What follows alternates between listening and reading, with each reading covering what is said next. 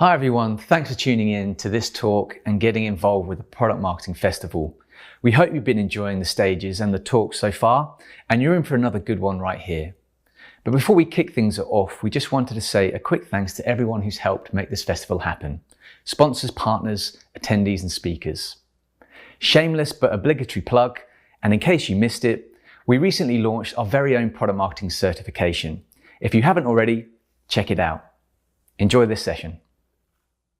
So today I want to share some thoughts about something that I was talking to Richard and Heather around, like what value can I bring to the organisation today?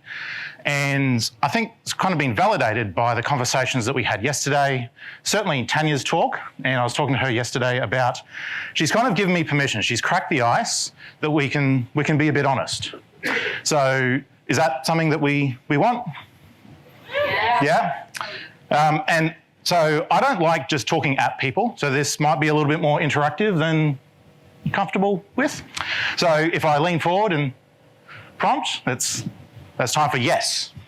Okay, so what drove this is my kind of career frustrations and observations working in large multi-billion-dollar publicly listed companies as well as funded startups in Silicon Valley of, as Tanya said, product marketing is a strategic role and does X. So, okay, cool. Well, I realise there's always a grain of salt, but then you're given, go write this content. It's like, okay, cool. Then what's next? So how is it that we can translate these skills that we have? Because looking around the room and listening to people, we're quite multidisciplinary and we bring a lot of value. There's some of us that have come from traditional marketing roles, some of us who have come from product, some from sales or the field. Some people have been technical and moved more into an evangelist role. So we've all got different aspects and dimensions to the value that we can bring.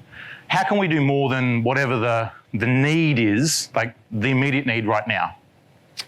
So there might be a little bit of a lie in the term strategic. It may be more accurate to describe it as how can we become more effective within our organisations? But is that the same thing? Might be. So as product marketers or as people that deal with customers and the market, we all start with the end in mind, or at least we should. So when we're talking to customers, we think about how is it they're actually going to get our product? And so if we work backwards as kind of like a map, that there's procurement, like what do they need? What's their timeline? What are their goals? Well, their goal is how can I get at least 3% off your price? That's their KPI. Then there's legal. What's their timeline? How can I overcome negative influences? Not just like Instagram FitPo, but like people that are actively working against you inside of an organization. Then there's the positive influences. They may be the Instagram FitSpo. Then there's your stakeholders, the people that are actually going to be touched by whatever solution it is that you're providing. There's the executive buyer that's going to sign off on this. There's maybe a board that you need to understand what's their timeline and approval process. And then how can you empower your champion? Like these are things that we think about in terms of taking our product or service or solution to market. How can they consume it, build it, use it, and be successful? But do we actually start at the beginning? Because all of those things are external. We have all these internal people and stakeholders that we need to get on board as well. Who works for an organisation where everyone does the plan? First time, no, meetings, just happens, right? Average response for a room this size. So if you think about starting at the beginning, there's some form of investor. Now, it might be self-funded, it might be angel or VC, it might be private equity. Then you've got your founders, maybe you're like a larger, more mature organisation, or you're even listed and you've got, listed on NASDAQ or the stock exchange in Australia. Then you've got your product teams, as well as your legal teams. Like, what can you say? What are you allowed to do in certain markets that you can't do in others, or in certain geographic markets or different industries? What are your restrictions around data collection with telemetry? Then there's dealing with the press and the media, all of your PR. There's dealing with analysts for those of you that have an AR role in what it is you do. And then, pricing, like how do you test all these different pricing? So there's lots of different parts of your business, just like there is for your market. So realistically, we serve two masters. There's the internal and the external. So there's all the internal teams that are our teammates, our colleagues, all the people that we collaborate with, love, know, hate.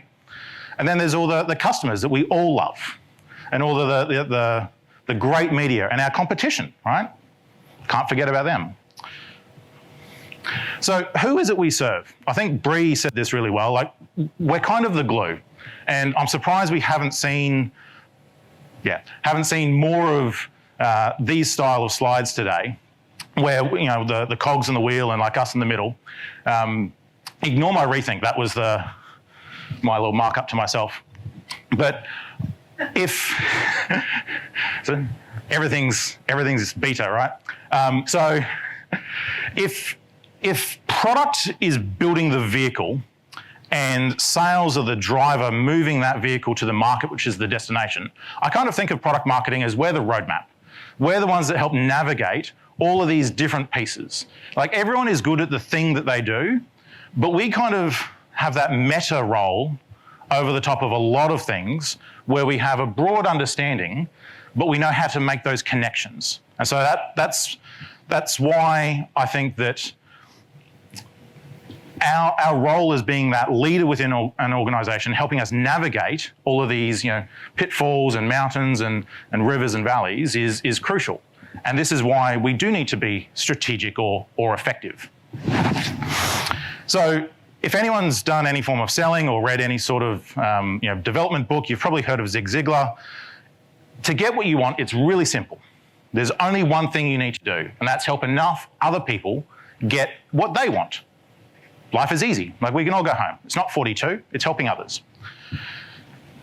But how do we do that, right? Like, it's nice to have the little quote, but if we think about our organization, that we're always on the clock, there's always time pressures, but there's sales ops. Like, how do we go and do SKUs, get them into our billing system? How can we have contracts with legal so that customers can actually buy something? Is it on our paper? Is it on the customer's paper? There's product and the vast swaths of that. And then, whether it's manufacturing or engineering or whoever actually makes your product, not just leads it. There's sales, and there's inbound, outbound. There is, field sales. There is account and territory. There's strategic. Like, there's lots of different roles. There's SDRs. There's business development. So sales isn't just one big bucket. There's lots of buckets within that. And then there's other parts of marketing, demand generation or growth, content, lots and lots of different types of marketing. And so they all have different needs and goals. And something that I constantly learn, almost daily, although I'm learning faster, is that just because we're in the same company doesn't necessarily mean we're in the same team. And it kind of makes me sad that I take the position of, well, you hired me because I'm good at what I do, I'm pretty smart. I assume they hired you for the same reason. So therefore, I'm going to trust that you are good at what you do. Seems like a fair, logical position? There's the interactive bit. Yep. Who here finds that with everyone that they work with? Is that reciprocated? No, right? A couple of laughs, it's okay, a bit louder. So sadly, you need to go through this process of proving yourself and building trust over and over and over. And initially I'm like, but I just did this. Like, I've had this great win, we've achieved whatever the goal was. Like, doesn't this carry forward? No. So it's always about working out what they're motivated by. Like, they have different KPIs or OKRs, they've got different goals, they've got different priorities, they have different masters. And so a large part of what we need to do to be more successful or effective or be seen as strategic and be involved in more of the, if not decisions, then at least conversations, and more at the right time, is navigating that landscape. And so I don't want it to be like you need to be political, but you need to understand what motivates them, right? And so understanding or translating, who's heard of WIFM? Like, what's in it for me? If you turn it around, like, what's in it for them? Why should they help you? Even though them helping you helps them. They don't care, they don't see that. Like, it's just like what's in front of them now. They can't see what's over there. So I kind of look at this as it's two macro actions. How can I serve them in like that servant role of helping them achieve what they need to do, while at the same time get them to help me achieve what I need to do, which, as we know, helps them, but they don't see that, they don't care, right? So it's only ever like one level deep. So how can we balance those two sometimes challenging or even opposing goals? So what I've learned, and some of his books are really heavy, but like, people don't care how much you know until they know how much you care.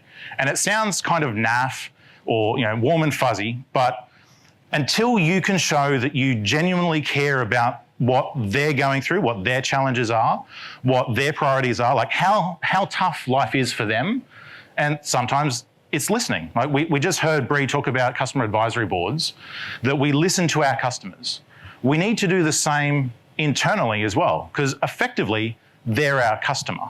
Now, I hate that mentality and like that ITIL way of thinking, because we should be on one team. But the reality is we're all hot, messy people, right? It's a bit like Pitch Perfect 2. You're a tiny warm mess. So if you can show that you genuinely understand and if not are able to help, but at least can empathise with what product is going through or what field sales is going through that's different to sales engineering, they're much more likely to trust you with like a real problem. So I was taught an important leadership theory, reality, by a powerlifter a couple of years ago. And leadership is not about you, it's about helping others. So if you look at this photo, who's the leader? Hands up if you think it's the army guy at the front. So who knows what the photo is before we go into... Okay, that's cool. Who thinks it's the guy at the back? So 3 people have an opinion and everyone else is not sure. Right? So if leadership is about helping enable others, the reality is that it's the doctor, right? And this is from Doctor Who. So one of the things that he used to describe this and illustrate it is, if you think in like 2 dimensions, he was a terrible drawer, so he used stick people, drew up on the whiteboard, 2 people, like imagine they're in a cave, there's one person walking here and the other one here, and they've both got a torch. And who's the leader? Instinctively, you think, well, it's the person who's taking the risk and going first, right? But it's not, it's the person behind. And the way that you can tell that is that their beam is wider. They can see more. And that's how I kind of see product marketing, that we see lots of different parts of both the market and our business. We touch lots of different aspects of our market and our business. And so we do have that greater insight, because it's kind of like that duck. Like everyone is busy, like it looks calm on the surface, but underneath their feet are going crazy. Like in product, all they care about is building roadmap and shipping and managing priorities with engineering. It's like, well, this is really important. Why can't you go and deliver it? Well, it's going to take 6 weeks and I've only got 3. Or I need more engineers. Or from a sales point, like I don't have this feature, so I can't win this customer. Like they're all focused on their little things, but they're not necessarily talking to each other. Like when I was in sales, one of the things that really helped me was that I spoke to product and product marketing all the time with that constant feedback loop. Right? That's not normal. We think it is because that's what we do, but it's not normal for them. Does that make sense?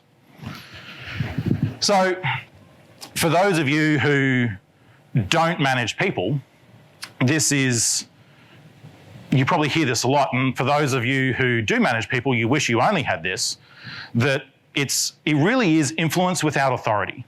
So if you think about the things that you need to do, like boiling it down, how can you actually do something? Like what's tangible? It's like understanding like, what are they gold on? What are their priorities and timelines? What is their approval process? Like, do they need to go to just their executive, or do they need someone else? Or is it a committee? Do they need to go to the board? Right? The same questions that we ask customers when we're trying to close a deal. Like, who do they depend on? Like, what's their internal supply chain? Is there an external vendor that they're waiting on? What are their timelines? And importantly, and good people always want to do this, is what is their executives' goals? Because good people make their boss look better, right? They give away the praise. Now, I'm happy to do that. I just hate when I'm told I'm wrong, and then they take the credit anyway. So if we think about putting all that together, we've got all these different cogs in the organisation. Our goal, aside from our job, is how can we get buy-in from everyone else so that for us to be successful, we're helping them, and that they understand that this is a two-way symbiotic relationship. Like, it's not just take. Like, we absolutely give, and we do that anyway, but that's not necessarily what they see. So getting buy-in and having them understand that for them to be successful, we need to be successful, all right? So an example, I used to run at a large software company that was listed, took a product, I owned the product from a field perspective. I took the product from nothing to, I think it was $4 million run rate in a couple of years, where the GM hated the product and didn't want to sell it. So there was like active anger or antagonism inside of the sales organisation. But what we found is that the customers loved it. It was outside of the realm of expertise of this organisation, like its core business.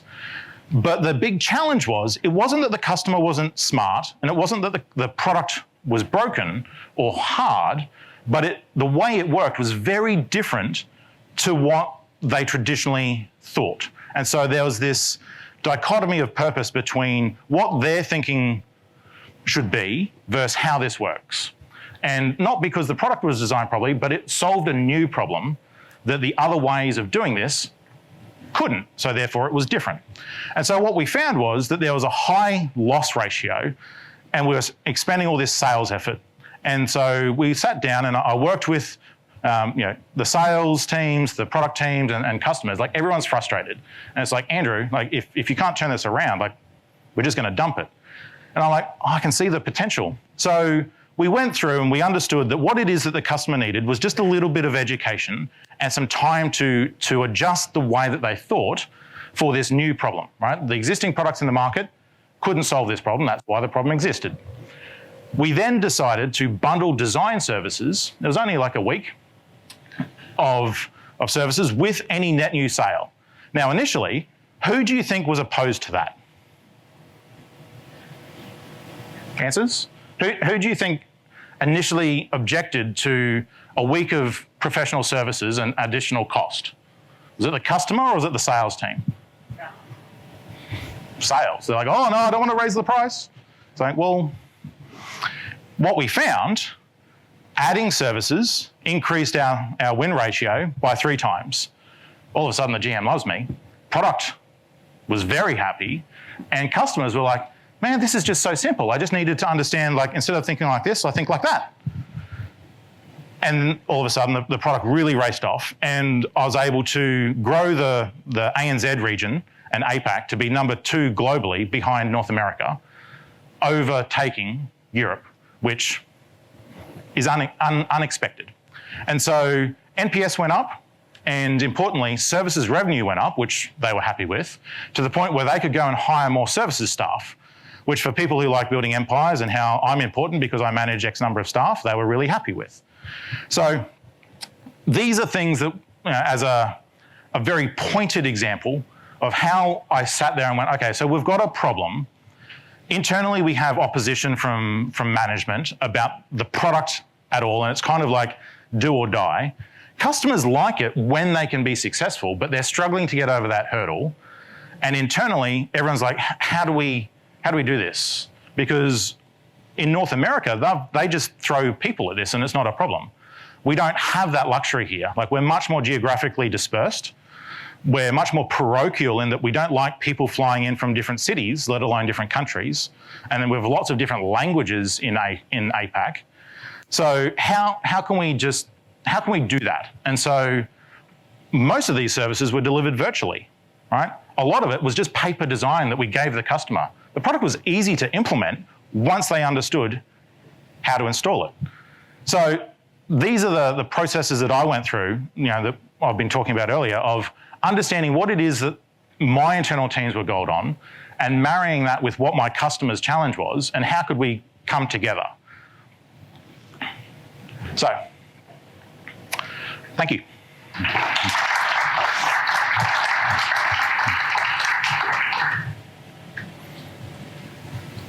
Questions? Questions, people get your questions in now because there's only one come through, so we've got time. Get them in. Excellent. But we'll start with the first one because that's the only one we have. But Start with the second, man. I'll start with the second one. Omnichannel, no. Come on, Slido. Classic. Hi, Andrew. Hi. How's it going? Cultural change takes time. Yes. How do you handle people who are afraid of big change? Yeah, that's a good question. I think the reality is that everyone hates change, regardless of what they say. And so it's kind of like something I mentioned yesterday on the panel, that if everyone's looking this way and I want them to look over here, it really is, I need to take them on a slow journey. Now, slow may be different for different people or different reasons, like whatever that change is, but you can't expect people to shift their thinking or their position instantly. Like, it's going to take time. And so, again, I go back to what is it that they're trying to do and understanding the root of like why they're afraid of that change. It's kind of like peeling the onion. Like, 2 examples is like ask a question, get an objection. So, okay, and like kind of that improv thing. All right, if that wasn't a problem, what else? Until you get to the point where there are no more answers. Now you've got the objection. Often the first reason they give you is not the real reason. Or the other trick that I use is, all right, so let's say, for example, I was from the Product Marketing Alliance and I wanted you in this room today. And you're like, man, I'm just so busy. I've got kids. Like, there's fires, there's droughts, there's floods. Like, the world is ending. I just can't get there. Hi there. Hi? No? And it's like, okay, well, if I could get like the world's best babysitter for your kids, would that help? Yes. Okay. If I could get someone else to do all your work and you get the credit, would that help? Yes. If I could get you like a limo to pick you up at home, take you to the airport, private chartered plane, stay in the Western, like deliver you, like someone will press your clothes, get you out of bed, like would that help? Like, could you do it? It's like, yes. Okay, cool. So now we understand that you can do it. It's just what's actually standing in the way, right? And so understanding what it is that is kind of stopping those people. So cultural change is challenging. And I think one of our advantages being in APAC is that there are so many different cultures that's an advantage for us. Like, North America think that Asia is just all one big thing, right? Has people found that, right? There's differences between Queensland, New South Wales and Victoria. Like, Queensland's very parochial. Like, people coming from Sydney to do work? No. Like, why don't you have people here?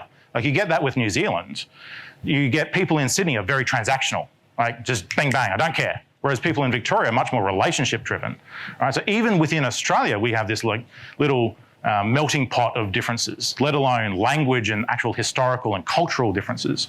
So it's understanding what it is that drives them, a little bit of history, and understanding how can you just take those little steps. And those steps will change in size and speed. Excellent.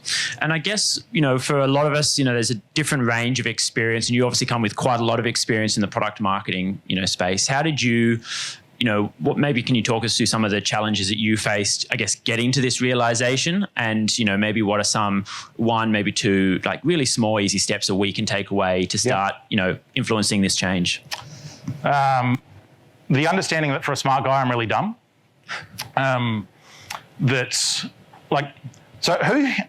Here's a question. Am I an extrovert or an introvert?